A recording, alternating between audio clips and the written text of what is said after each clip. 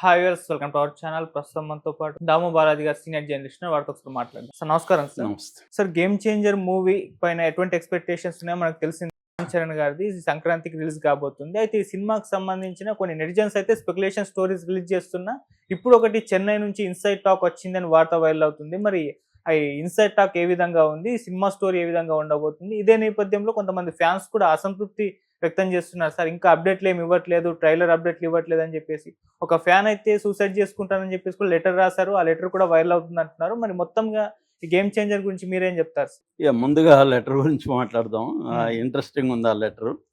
అంటే ఒక diehard fan letter రాశాడు. ఆ లెటర్ నేను చదువుతాను, చిన్నదే కాబట్టి. లెటర్ టైటిలే రిప్ టైటిల్ అని ఉంది. రిప్ అంటే రెస్ట్ ఇన్ పీస్. తనంతానే రిప్ టైటిల్ అని, అంటే తనే చనిపోతే రిప్ అని పెడతారు కదా, తనే ముందే పెట్టుకున్నాడు.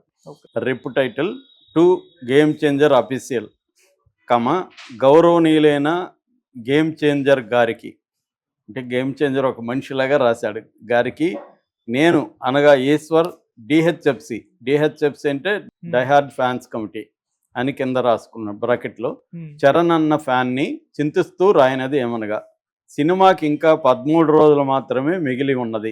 మీరు ఏ విధమైనటువంటి ట్రైలర్ అప్డేట్ ఇవ్వట్లేదు, కనీసం అభిమానుల ఎమోషన్స్ని పట్టించుకోవట్లేదు. ఈ నెల ఆఖరికల్లా మీరు ట్రైలర్ అప్డేట్ ఇవ్వకపోతే, న్యూ ఇయర్ సందర్భంగా ట్రైలర్ రిలీజ్ చేయకపోతే నేను ఆత్మహత్యకు పాల్పడుతానని సవినయముగా తెలియజేసుకుంటున్నాను. ఇట్లు మీ విధేయుడు చరణ్ అన్న భక్తుడు ఈశ్వర్. ఇది లెటర్ అనమాట. ఇది మనకి కామెడీగా ఉంటుంది కానీ వాళ్ళకి పాపం సీరియస్గానే ఉన్నట్టుంది. ఎందుకంటే అభిమానులు హర్ట్ అవుతున్నారు. మామూలుగా అప్డేట్లు ఇవ్వాలి. ఇది ఆల్రెడీ ఇప్పుడు ఏంటంటే 4 ఏళ్ళు అయిపోయింది ఈయన సోలో సినిమా వచ్చి.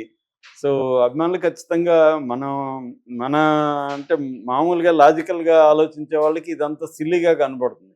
ఏంట్రా ఇప్పుడు మీ బాధ ఏంటి అనిపిస్తుంది. కానీ అభిమానులు నిజంగానే సీరియస్ అభిమానులు ఉన్న వాళ్ళు చాలామందిని నేను కూడా చూశాను దగ్గరగా. ఎందుకంటే మేము ఫిల్మ్ రీసెర్చ్ గ్రూప్లో నేను కొద్ది రోజులు పనిచేసి ఫ్యాన్స్ని కూడా ఇంటర్వ్యూలో చేశాం. వాళ్ళు చాలా కోసుకోవడం ఇవన్నీ ఎమోషనల్గా ఉంటుంది వాళ్ళ వ్యవహారం. అవన్నీ చూపించారు మాకు. చూడండి సార్ మేము ఎట్లా కోసుకున్నాం, ఇక్కడ బొమ్మలు వేసుకోవడం, రకరకాల పిచ్చి వ్యవహారం ఫ్యాన్స్లో ఉంటుంది అనమాట. సో అందుకని అతను సీరియస్గానే రాసి ఉండొచ్చు. ఎందుకంటే ఇప్పుడు ఈ పుష్ప గొడవలో పడి గేమ్ చేంజర్కి పెద్ద పబ్లిసిటీ రాలేదు, పెద్ద హైప్ లేదు ఇప్పటి వరకు. ఇంకా అతను చెప్పినట్టుగా 13 రోజులే టైం ఉంది. ఇది ఈరోజు ఇందాక రాసిన లెటరే అది ఫ్రెష్గా. సో అతను బెదిరిస్తున్నాడు. నిజానికి ఏంటంటే ట్రైలర్ రిలీజ్ చేయాలి, డేట్ అనౌన్స్ చేయలేదు ఇంకా. అంటే ఈ గొడవలంతా చేసినా కూడా ఈ గొడవల్లో మనకి మైలేజ్ రాదని వాళ్ళు వెయిట్ చేస్తున్నారు. ఎందుకంటే డల్లాస్లో చేసినా కూడా డల్లాస్లో చేసిన ఫంక్షన్కి పెద్దగా పేరు రాలేదు ఎక్కడ. ఎందుకంటే మొత్తం ఇప్పుడు అల్లు అర్జున్ ఇష్యూ నడుస్తుంది కాబట్టి ఇంకా వేరే ఎవరిది రాలేదు. అందుకని వాళ్ళు వెయిట్ చేసి కొద్దిగా ఇది సబ్సైడ్ అయినాక చేద్దామని, అందుకే దిల్ రాజు రంగంలోకి దిగి దాన్ని కొద్దిగా పరిష్కరించి నెక్స్ట్ మన సినిమాల మీదకి వెళ్దామనేది దిల్ రాజుకున్న ఐడియా. ఎందుకంటే దిల్ రాజుకి టెన్షన్ ఉంది. 3 సినిమాలు రిలీజ్ అవుతున్నాయి. 3 కలిసి ఒక 600 కోట్లన్న బడ్జెట్ మినిమం ఉంటుంది సినిమాలకి. సో ఆయనకి ఆ ఇబ్బందులు అయితే ఉన్నాయి. అందుకని ఆయన ఇమీడియట్గా ఈ సమస్యను పరిష్కారం కాకపోతే మనకు దెబ్బ తగులుతుందని ఆయన ఆగమేఘాల మీద 24 అవర్స్ అదే పనిలో ఉండి మొత్తానికి సక్సెస్ఫుల్గా చేయగలిగాడు. సో ఇప్పుడు ఈ సమస్య పరిష్కారం అవుతుంది కాబట్టి ఇప్పుడు గేమ్ చేంజర్ మీద వెళ్తుంది. సో కాబట్టి వాళ్ళు రిలీజ్ చేస్తారని నాకు తెలిసి ఈ అబ్బాయి ఆత్మహత్య చేసుకోవాల్సిన అవసరం లేదు. రెండోది చేయకపోయినా చేసుకోవాల్సిన అవసరం లేదు. ఎందుకంటే వాళ్ళు రిలీజ్ అనేది వాళ్ళు కామన్గా ఖచ్చితంగా చేస్తారు కదా, ఒక రోజు అటు ఇటు చేస్తారు. ఇతను డెడ్ లైన్లు పెడితే ఎలాగా? సో రేపు పొద్దున మళ్ళీ అదొక కేసు అవుతుంది. ఆల్రెడీ రేవంత్ రెడ్డి ప్రభుత్వం సినిమా వాళ్ళ మీద సీరియస్గా ఉంది. పొరపాటున ఇట్లాంటి ఫ్యాన్స్ ఆత్మహత్య చేసుకున్నాం, మళ్ళీ అతన్ని అరెస్ట్ చేసినా చేస్తారు. ఎవరిని? రామ్ చరణ్. ఎందుకంటే మళ్ళీ అందరికి ఒక న్యాయం, అతనికి ఒక న్యాయం, ఇతనికి ఒక న్యాయం అనే గొడవలు అవుతాయి కదా. కాబట్టి జరిగినా జరుగుతుంది. అందుకని రామ్ చరణ్ కూడా భయం ఉంటుంది ఇట్లాంటి లెటర్లు చూస్తే. సో అభిమానులు అట్లాంటి పని చేస్తే తను అభిమానంగా ఇష్టపడే రామ్ చరణ్కే ఇబ్బంది కాబట్టి ఆ అభిమాని చేయకుండా ఉండడం అవసరం. చేయకుండా ఉంటాడని మనం ఆశిద్దాం. అయితే ఈ లోపల ఏంటంటే చెన్నై నుంచి ఒక అప్డేట్ వచ్చింది. ఆ అప్డేట్ ఏంటంటే గేమ్ చేంజర్ స్టోరీ ఏంటి, గేమ్ చేంజర్ ఎలా ఉంది అనేది అక్కడ తమిళ్లో చూసిన కొంతమంది, ఎందుకంటే ఎయిటింగ్ దీంట్లో ఉంటారు కాబట్టి ఆ బ్యాచ్లో రిలీజ్ అయిందనమాట. శంకర్ అభిమానులు రిలీజ్ చేశారు.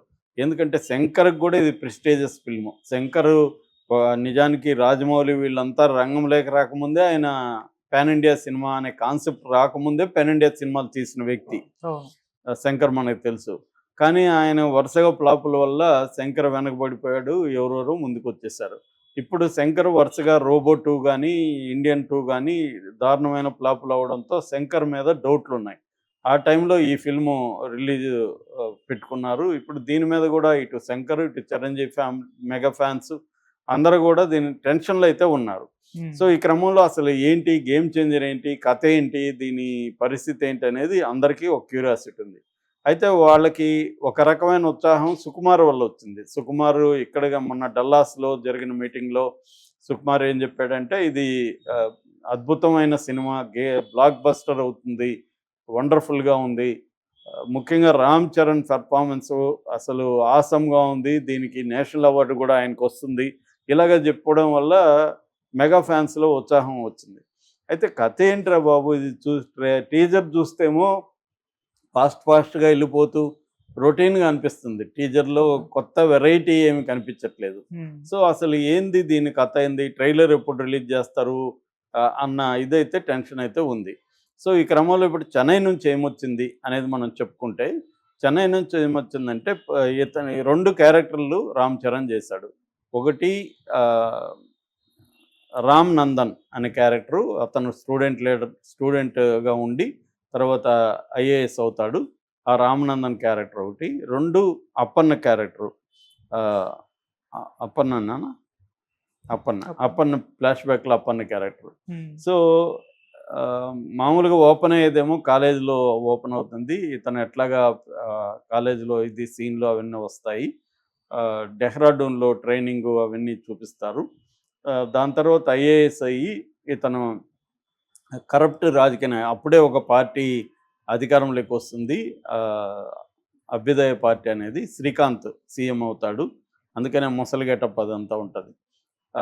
సో అతని కొడుకు అరాచకాలు, సూర్య వచ్చి అతని కొడుకు అనమాట, సీఎం కొడుకు చేస్తుంటాడు. ఈ క్రమంలో ఫ్లాష్ బ్యాక్ ఓపెన్ అవుతుంది. ఫ్లాష్ బ్యాక్లో అప్పన్న క్యారెక్టర్ ఇంట్రడ్యూస్ అవుతుంది. అప్పన్న అసలు ఈ పొలిటికల్ పార్టీని పెట్టిందే అప్పన్న. అతను రూరల్లో రైతుల కోసం ట్రాక్టర్ గుర్తుతో పార్టీ పెట్టాడు. అతను రైతుల కోసం, వాళ్ళకి వాటర్ సోర్సుల కోసం అతను ఫైట్ చేశాడు. ఆ క్రమంలో అతను ఎనిమిస్ చేతిలో చనిపోతాడు. ఇది ఫ్లాష్ బ్యాక్. ఇప్పుడు ఇతను ఒక రకంగా రివెంజ్ తీర్చుకోవడం అనేది బేసిక్ కథ. అంటే కథగా చూసుకున్నప్పుడు పెద్ద వెరైటీ కథ ఏమి లేదు, మామూలుగా రివెంజ్ స్టోరీ. కానీ శంకర్ సినిమాలన్నీ కూడా, ఆయన సినిమాలన్నీ కూడా ఒక సామాజిక సమస్యను తీసుకుంటాడు శంకరు. ఆ సామాజిక సమస్యని ఎంటర్టైనింగ్గా చెప్తాడు అన్నమాట. దాంట్లో మంచి ఎమోషన్స్ ఉంటాయి, కామెడీ ఉంటుంది, బ్రహ్మాండమైన పిక్చరైజేషన్, సాంగ్స్ పిక్చరైజేషన్ అయితే అసలు ఎక్స్ట్రాడినరీగా ఖర్చు పెడతాడు అతను. అప్పట్లోనే విపరీతం ఖర్చులు పెట్టి చేయించినాడు అనమాట. ఒక సాంగ్కే అప్పట్లోనే కోట్లు ఖర్చు పెట్టి తీసిన వ్యక్తి అతను శంకర్. అలాగా బేసిక్గా అయితే చూసిన వాళ్ళు ఏం చెప్తున్నారంటే, ఫస్ట్ హాఫ్ బోరు కొట్టదు, అబవ్ యావరేజ్ అనే ఫీలింగ్ అయితే వస్తుంది ఫస్ట్ హాఫ్ అంతా కూడా. వీళ్ళిద్దరి మధ్య మంచి లవ్ ట్రాక్స్ అవన్నీ ఉన్నాయి. ఆ అమ్మాయి కూడా ఐఏఎస్ దీంట్లోనే ఉంటుంది, కేర్ అద్వాని. సో వీళ్ళ ట్రాక్ బ్రహ్మాండంగా ఉంటుంది. ఇంటర్వెల్ ముందు నుంచి ఒక రేంజ్కి వెళ్ళిపోయింది. ఇంటర్వెల్ ముందు బ్రహ్మాండమైన కాన్ఫ్లిక్ట్ వస్తుంది. అక్కడి నుంచి ఇంటర్వెల్ తర్వాత సెకండ్ హాఫ్ మాత్రం చాలా హై పీక్లో ఉంది. వండర్ఫుల్ అన్న పద్ధతిలో సెకండ్ హాఫ్ వచ్చింది. ముఖ్యంగా రామ్ చరణ్ ఇప్పటివరకు కెరీర్ బెస్ట్ పెర్ఫార్మెన్స్ ఇచ్చాడు దీంట్లో అనేది వాళ్ళు చెప్తున్నది. సో ఖచ్చితంగా రామ్ చరణ్ మాత్రం మళ్ళీ నేషనల్ అవార్డు స్థాయిలో పెర్ఫార్మెన్స్ ఉంది. ఈ అవార్డులు అయితే గ్యారంటీ. అట్లాగే శంకర్ కూడా మునుపటి శంకర్ కనబడతాడు సెకండ్ హాఫ్లో. ఆ టైట్ కాన్ఫ్లిక్ట్ కానీ వీళ్ళ మధ్య. ముఖ్యంగా సూర్య ఈ మధ్య విపరీతమైన ఫామ్లో ఉన్నాడు. సూర్య క్యారెక్టర్ దీంట్లో చాలా బాగుంది. అట్లాగే ఫ్లాష్ బ్యాక్ ఎపిసోడ్ అంతా కూడా వెరీ టైట్గా ఉంది. ముఖ్యంగా ఈ type of character, Appanna type of character ఇప్పటివరకు రామ్ చరణ్ చేయలేదు. అందులో వీళ్ళందరూ ఉంటారు, మళ్ళీ శ్రీకాంత్ వీళ్ళందరూ కూడా అక్కడ ఉంటారు. అంజలి దాంట్లో హీరోయిన్గా చేసింది ఆ పార్ట్లో. సో అంజలి సీన్లు కానీ చాలా ఎమోషనల్గా, చాలా బాగుంటది. అదంతా కూడా కొత్తగా అనిపిస్తుంది ట్రాక్. ఓకే. అట్లాగే ఒక ఐఏఎస్ ఆఫీసరు ఒక సీఎంతో ఢీకొంటే ఎలా ఉంటది? అందుకనే మనకి టీజర్‌లో కూడా అన్‌ప్రెడిక్టబుల్ అని డైలాగ్ ఉంది. సో, ఆ క్రమంలో రామ్ చరణ్ పెర్ఫార్మన్స్ గానీ, అతను ఫైట్స్ గానీ చాలా ఎక్స్‌ట్రార్డినరీగా ఉన్నాయి. ఫైట్స్ గూడా ఇప్పటివరకు ఈ కైండ్ ఆఫ్ యాక్షన్ సీక్వెన్సెస్ రాలేదన్న హాలీవుడ్ స్టైల్‌లో ఉన్నాయనేది చెప్తున్నారు. ఓకే. ప్రధానంగా దీన్ని మనకు హైదరాబాదు, వైజాగ్, ముంబై, చండీగఢ్, న్యూజిలాండ్ ఈ లొకేషన్స్‌లో తీశారు. కాలేజ్ సీన్‌లన్నీ గూడా అమృత్‌సర్ ఆ ఏరియాలో తీశారని చెప్తున్నారు. సో, తమన్ పాటలు ఆల్రెడీ హిట్ అయినాయి. అయితే విపరీతమైన బజ్ అయితే రాలేదు గానీ, అట్లని మరీ డల్‌గా గూడా లేదు. శంకర్ పాటలేందంటే వినడానికంటే కూడా విజువల్‌గా చాలా గ్రాండియర్‌గా తీయడం అవన్నీ కనిపిస్తాయి. హ్మ్. రిలీజ్‌కు ముందు గూడా వీళ్ళు ఆల్రెడీ ఎట్లయితే 'పుష్పని' అనేక చోట్ల ఫంక్షన్‌లు పెట్టారో, వీళ్ళు గూడా ఇటు ఆంధ్రప్రదేశ్, చెన్నై, హైదరాబాద్, కొచ్చి, ముంబై వీటిలన్నిటిలో గూడా పెట్టబోతున్నారు.